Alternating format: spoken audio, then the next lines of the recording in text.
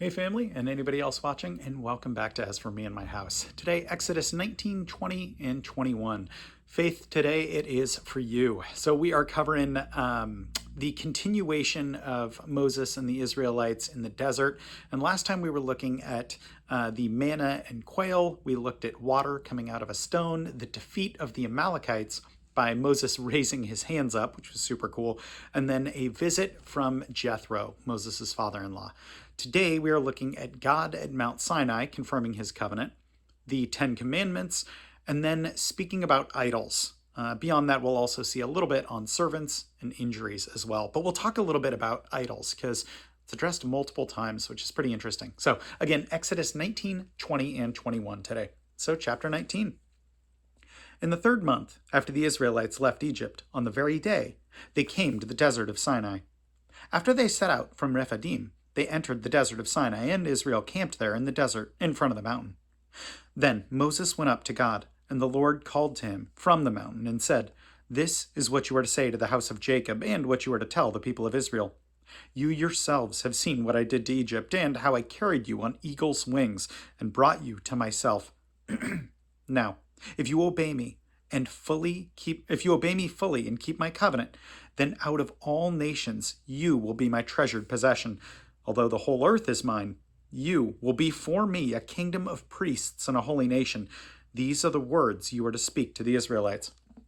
So Moses went back and summoned the elders of the people and set before them all the words the Lord had commanded him to speak. The people all responded together, "We will do everything that the Lord has said." So Moses brought their answer back to the Lord.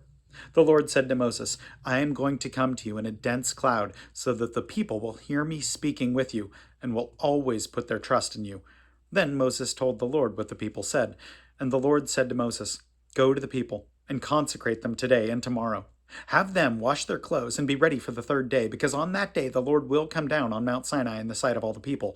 Put limits for the people around the mountain and tell them, 'Be careful that you do not go up the mountain or touch the foot of it. Whoever touches the mountain shall surely be put to death. He shall surely be stoned or shot with arrows. Not a hand is to be laid on him, whether man or animal. He shall not be permitted to live. Only when a ram's horn sounds a long blast may they go up the mountain." After Moses had gone down the mountain to the people, he consecrated them, and they washed their clothes. And he said to the people, "Prepare yourselves for the third day. Abstain from sexual relations." On the mountain of the third day, there was thunder and lightning, with a thick cloud over the mountain, and a very loud trumpet blast. Everyone in the camp trembled. Then Moses led the people out of the camp to meet with God, and they stood at the foot of the mountain. Mount Sinai was covered with smoke because the Lord descended on it in fire. The smoke billowed up from it like smoke from a furnace. The whole mountain trembled violently, and the sound of the trumpet grew louder and louder. Then Moses spoke, and the voice of God answered him. The Lord descended to the top of Mount Sinai and called Moses to the top of the mountain. So Moses went up, and the Lord said to him, "Go down and warn the people so that they do not force their way to see the Lord, and many of them perish.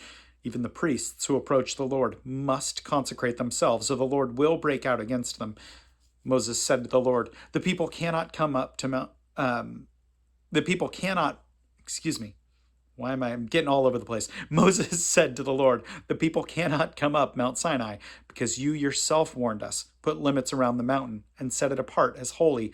The Lord replied, "Go down and bring Aaron up with you, but the priests and the people must not force their way through to come up to the Lord, or he will break out against them." So Moses went down to the people and told them. Chapter 20. And God spoke all these words: "I am the Lord your God, who brought you up out of Egypt, out of the land of slavery. You shall have no other gods before me. You shall not make for yourself an idol in the form of anything in heaven above, or on earth beneath, or in the waters below. You shall not bow down to them or worship them, for I, the Lord your God, am a jealous God, punishing the children for the sins of their father to the third and fourth generation of those who hate me, but showing love to 1,000 generations of those who love me and keep my commandments. You shall not misuse the name of the Lord your God, for the Lord will not hold anyone guiltless who misuses his name. Remember the Sabbath day by keeping it holy. 6 days you shall labor and do all your work, but the seventh day is a Sabbath to the Lord your God. On it you shall not do any work, neither you, nor your son or daughter, nor your manservant or maidservant, nor your animals or the alien within your gates. For in 6 days the Lord made the heavens and the earth and the sea and all that is in them, but he rested on the seventh day. Therefore the Lord blessed the Sabbath day and made it holy. Honor your father and mother, so that you may live long in the land the Lord your God is giving you. You shall not murder, you shall not commit adultery, you shall not steal, you shall not give false testimony against your neighbor. You shall not covet your neighbor's house. You shall not covet your neighbor's wife or his manservant or maidservant, his ox or donkey, or anything that belongs to your neighbor. When the people saw the thunder and lightning and heard the trumpet and saw the mountain in smoke, they trembled with fear. They stayed at a distance and said to Moses, "Speak to us yourself, and we will listen. But do not have God speak to us, or we will die." Moses said to the people, "Do not be afraid. God has come to test you, so that the fear of God will be with you to keep you from sinning." The people remained at a distance, while Moses approached the thick darkness where God was. Then the Lord said to Moses, "Tell the Israelites this. You have seen for yourselves that I have spoken to you from heaven. Do not make any gods to be alongside me. Do not make for yourselves gods of silver or gods of gold. Make an altar of earth for me, and sacrifice on it your burnt offerings and fellowship offerings, your sheep and goats and your cattle. Wherever I cause my name to be honored, I will come to you and bless you. If you make an altar of stones for me, do not build it with dressed stones, for you will defile it if you use a tool on it. And do not go up to my altar on steps, lest your nakedness be exposed on it." Chapter 21. These are the laws you are to set before them. If you buy a Hebrew servant, he is to serve you for 6 years, but in the 7th year he shall go free without paying anything. If he comes alone, he is to go free alone, but if he has a wife when he comes, she is to go with him. If his master gives him a wife, and she bears him sons or daughters, the woman and her children shall belong to her master, but only the man shall go free. But if a servant declares, "I love my master and my wife and children, and do not want to go free," then his master must take him before the judges. He shall take him to a door, or a doorpost, and pierce his ear with an awl. Then he shall be a servant for life. If a man sells his daughter as a servant, she is to not go free as men servants do. If she does not please the master who selected her for himself, he must let her be redeemed. He has no right to sell her to foreigners, because he has broken faith with her. If he selects her for his son, he must grant her the rights of a daughter. If he marries another woman, he must not deprive the first of her food, clothing, and marital rights. If he does not provide her with any of these 3 things, she is to go free, without any payment of money. Anyone who strikes a man and kills him shall surely be put to death. However, if he does not do it intentionally, but God lets it happen, he is to flee to a place I will designate. If a man schemes and kills another man deliberately, take him away from my altar and put him to death.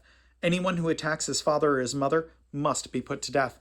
Anyone who kidnaps another, or either sells him or still has him when he is caught, must be put to death. Anyone who curses his father or mother must be put to death. If men quarrel, and one hits another with a stone or his fist, or he does not die but is confined to bed, the one who struck the blow will not be held responsible if the other gets up and walks around outside with his staff. However, he must pay the injured man for the loss of his time, and see that he's completely healed. If a man beats his male or female slave with a rod, and the slave dies as a direct result, he must be punished. But he is not to be punished if the slave gets up after a day or two, since the slave is his property.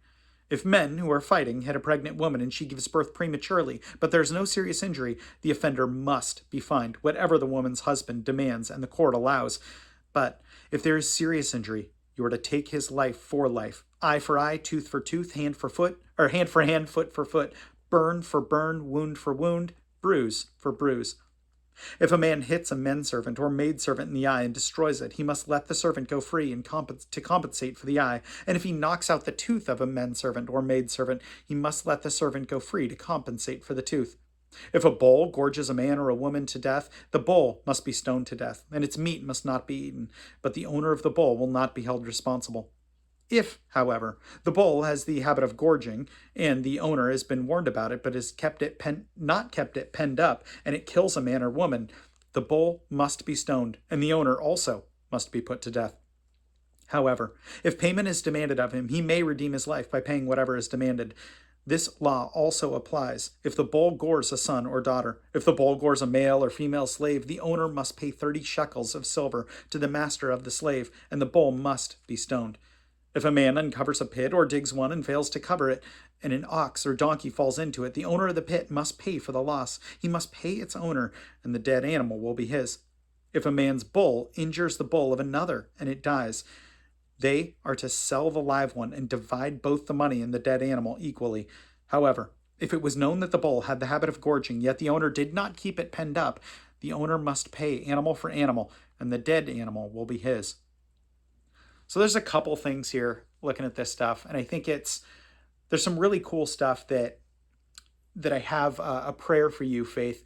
But looking at this, I love these laws because I think they're so interesting. I mean, we don't see any instances where some of this stuff is particularly happening where we don't see in here where a bull gorges another bull or where a man doesn't keep his bull penned up and something happens with it. We don't see that happening, but it does seem like a lot of these laws are preventative laws. Hey, if you strike someone and they die, you're going to be killed. And so it seems like there's a lot of these laws that are put in place as warnings. And I think that that's really cool that we begin to see that God has placed some of these laws. And some of these laws may not make sense to us, but they might make more sense in a historical context. I mean, looking at that, I mean, it's interesting seeing the slave stuff as well, and knowing that, man, the way they treated some of their servants and some of their slaves is worlds better than the people around them. But that's not what I thought was really interesting. The part that I thought was really interesting is the fact that God mentions idols a couple times. So we see that in chapter 20, and we see that in 20, verse 4, verse 22, and then also, 3, 4, and 23. That's what it is. So 3, you shall have no other gods before me. And speaking along in that same vein, you shall not make for yourself an idol in the form of anything in heaven above, or on earth beneath, or in the waters below. And then he brings it up again in verse 20, I think it's, 23. Do not make any gods to be alongside me. Do not make for yourself gods of silver or gods of gold. And I'd heard this described like what was an idol then and what is an idol now? And it was interesting. It was an interesting perspective. And they said, well, what was an idol then? Well, it was something that you would fashion and that you would bow down to. That could be a piece of stone or wood or a engraved image or maybe something that was covered with gold. And so what is an idol now? Well, I think we often hear, oh, an idol could be a phone, whatever you are setting up as your idol. Is it your phone? Is it video games? Is it a person? And this person was saying, I think an idol is an idol. I think an idol is something that you set up and you bow down to and you worship. And I thought that was interesting because it makes so much sense, right? It seems so obvious, but we often hear nowadays like, oh, whatever that idol is in your heart. And I think there could be some truth to that. But the reason that I bring all of this up and the reason that I bring it up for you, Faith, is my prayer for you is that an idol, yeah, maybe that's an idol. And obviously we don't want any idols before God. But that also means that our hobbies and our passions, the things that take our attention, are those pleasing to God? Are we putting those in a place that is above God, or are we recognizing that, hey, God has given us this stuff to enjoy, but we do it to the glory of God? And I mean, I think that it's very easy to enjoy something and to have that graduate to become more important than God. Whether or not that's an idol, I don't know. But I mean, I think that those distractions happen with everything. That could be something as mundane for me as playing video games. Am I prioritizing that above God? I believe God has allowed me to play that, allowed me to purchase systems that I can play video games on. It's really fun and it's exciting. But does that take place of my time with God? Well, it absolutely shouldn't. That could be even running. I mean, something as good and as healthy as that. Maybe it's healthy competition or getting out and exercising. Is that something that God has given us, or is that something that takes our time away from God? Are we thanking God for what he's given us? So yeah, maybe idols are idols, and maybe passions and desires are passions and desires. But whatever we do, mean, Paul mentions this later on. It should be to the glory of God. And that right there took me a while to get there, to land the plane. But that right there is my prayer for you, Faith, that whatever you do, whatever you're doing in this season, that it be done to the glory of God. Worth praying about. So let's do it. God, I thank you for Faith. I thank you for her joy that she is to be around, Lord. I thank you for her passions and her desires, for her drive, God, for her work ethic. Lord, I pray that you continue to be with her, Lord, and help her to remember that whatever she does, may it be done to your glory, God. That people may see what she does and see her attitude and see that she is pointing to you. God, I thank you so, so much for that precious life. And in Jesus' name I pray. Amen. Well, Faith, good grief. Love you tons and appreciate you. For anyone else watching, know I appreciate you as well. And I will plan on seeing you tomorrow. Have a good one.